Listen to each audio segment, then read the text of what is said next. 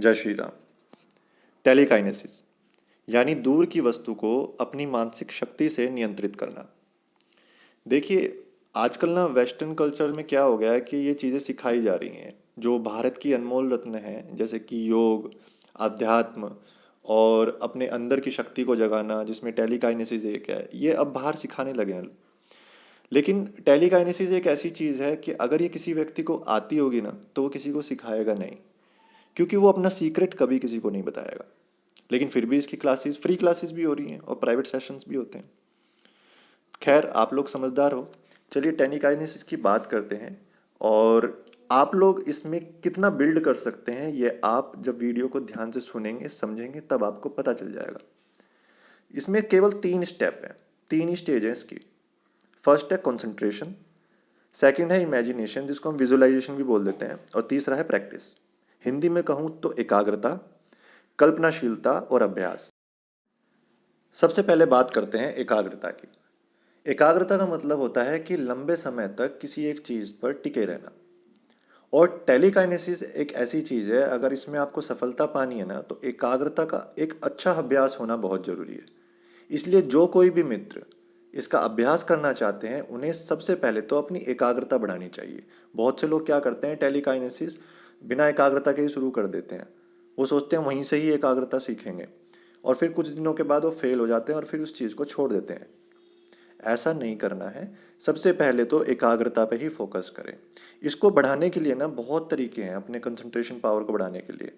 फिर भी कुछ मैंने आपका, जैसे एक त्राटक है, त्राटक सबसे बढ़िया तरीका है। 5 मिनट से लेके 15 मिनट, 20 मिनट तक त्राटक आप कर सकते हैं, उसमें कोई नुकसान नहीं है।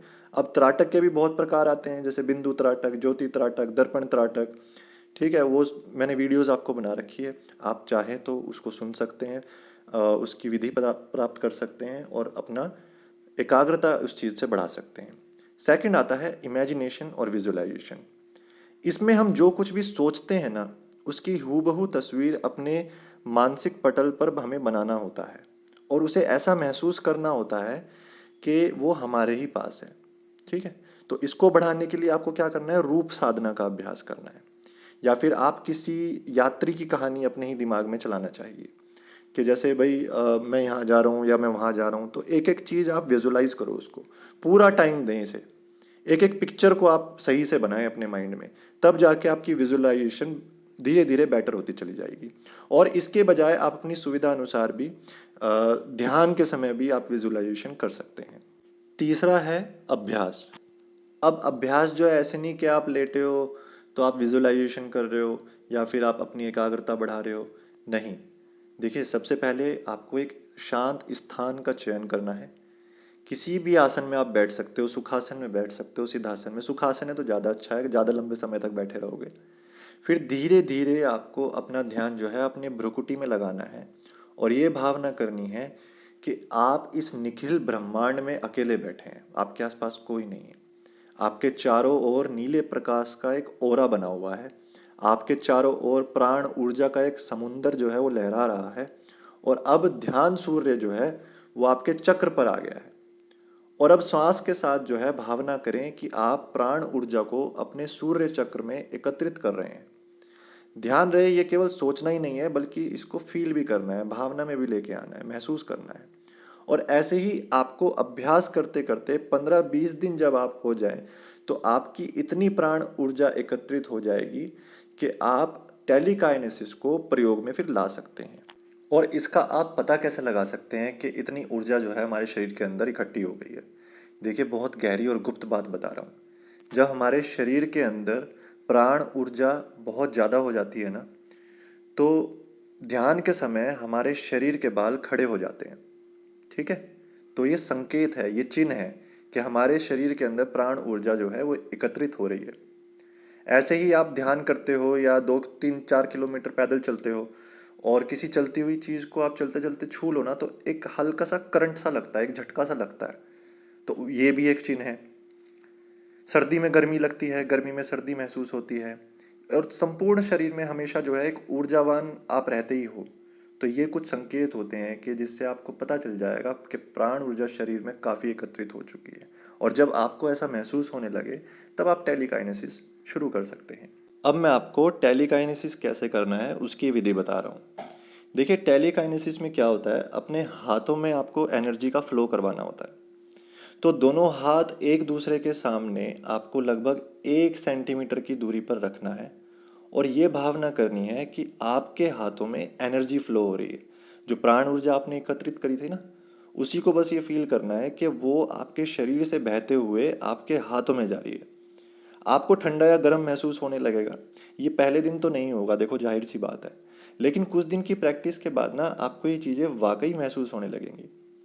तो आपको ठंडा या गर्म महसूस होने लगेगा।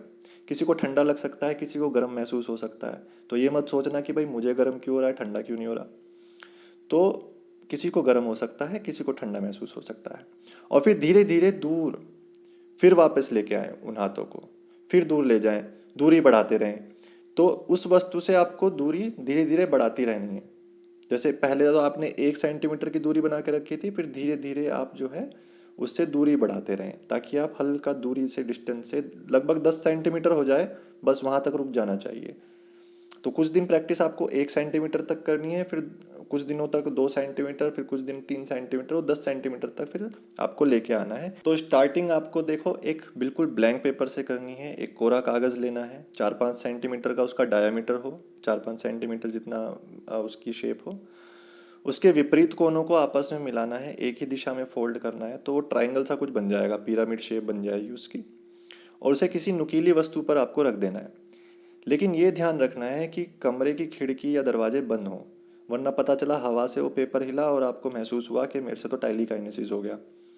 तो ये हवा का जो है आपको द्वार बंद करने पड़ेंगे। अब धीरे धीरे हाथों में एनर्जी का वही फ्लो आपको महसूस करना है और ऐसे ही प्रैक्टिस करते रहना है। धीरे से उसके पास ले जाना है हाथ को और धीरे से ही हल्का हल्का दूर भी ले जाते रहना है। कुछ दिनों के बाद वो कागज़ जो है आपके अनुसार हिलने लगेगा, घूमने लगेगा। तो इसकी शुरुआत जो है वो पेपर से ही होती है। और जब पेपर आपके मन मुताबिक हिलने लगे, घूमने लगे, तो आप इसको दूसरी वस्तु पे ले जाएं, थोड़ी सॉलिड चीज़ों पे ले जाएं। जैसे आपने बहुतों को चम्मच हिलाते हुए देखा होगा, बहुतों को टिन की कैन हिलाते हुए देखा होगा। तो आप कुछ ऐसी ही सॉलिड चीज़ों पे फिर आएँ और उन पर प्रैक्टिस करें। आपकी जब प्राण ऊर्जा डेली लाइफ में आप उसकी प्रैक्टिस करेंगे, जो मैंने आपको बताया है, वो जितनी अधिक बढ़ती रहेगी, टेलीकाइनेसिस में वो बदलती रहेगी, वो उतनी ही ज़्यादा आपकी टेलीकाइनेसिस पावर बढ़ती रहेगी। तो वो टिन कैन ले लो, फिर आप चम्मच ले लो, कोई और भारी सामान ले लो, वो आपके अनुसार फिर हिलने लगता है। ठीक है। एक सीरीज आई थी स्ट्रेंजर थिंग्स, उसमें वो आपने देखा होगा, वो हाथों से कुछ ऐसे चीज़ हिला देते हैं, वो टेलीकाइनेसिस ही है। तो ये जस्ट मैंने एक आपको एग्जाम्पल के बारे में बताया। ठीक है। जय श्री राम।